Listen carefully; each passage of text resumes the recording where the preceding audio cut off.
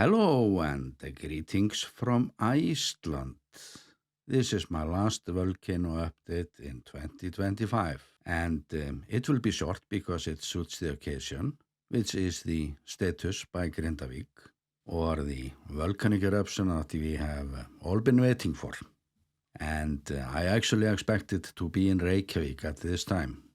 And I have already started to receive emails from viewers asking me if I'm ready.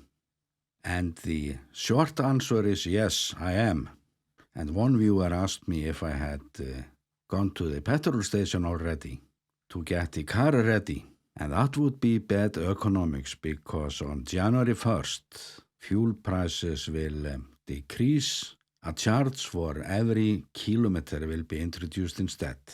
So like most Icelanders, I'm not buying fuel unless I really have to. Not until after midnight tomorrow, when the prices drop.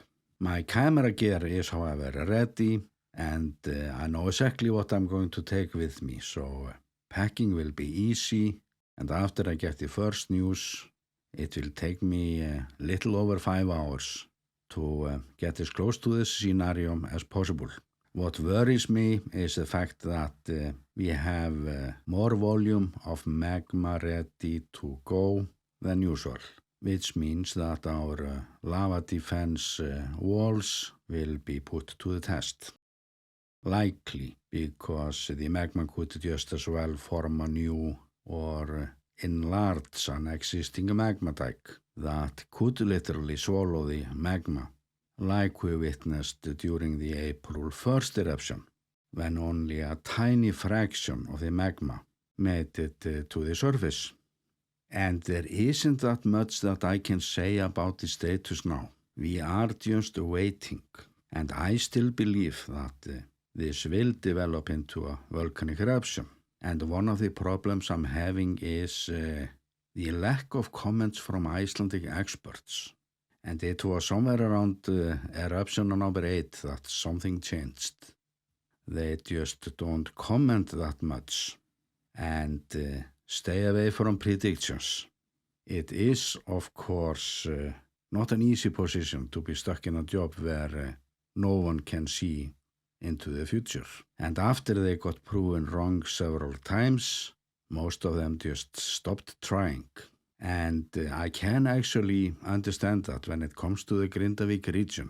And I believe that our scientists have done as good job as we can expect from today's technology. However, as for the scenario that has been developing elsewhere on the Reykjanes Peninsula, I am dissatisfied with the information volume that I feel as this sequence of events requires.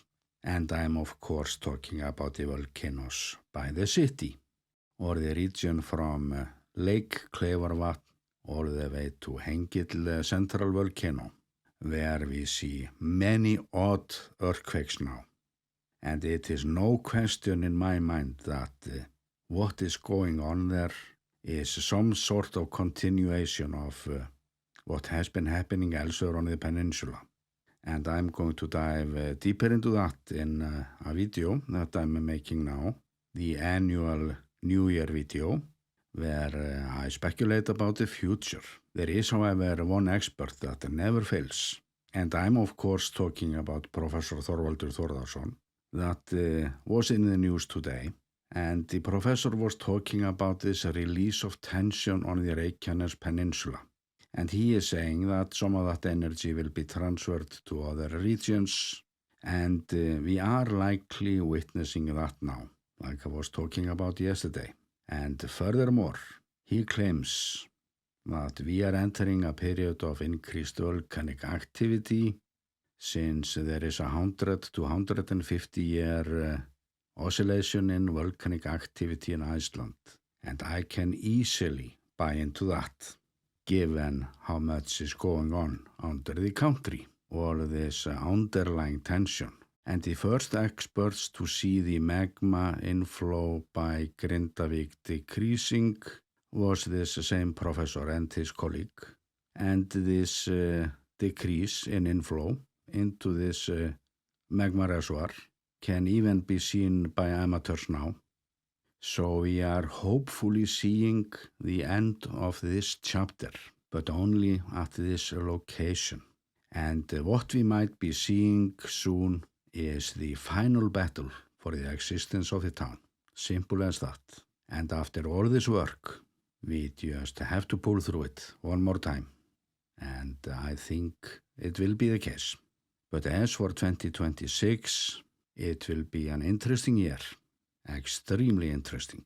And I've been working on my New Year's video, what to cover, what to say, and it will be online early January. But until then, I want to say many thanks from the bottom of my heart for sticking around, subscribing, commenting, and supporting my work.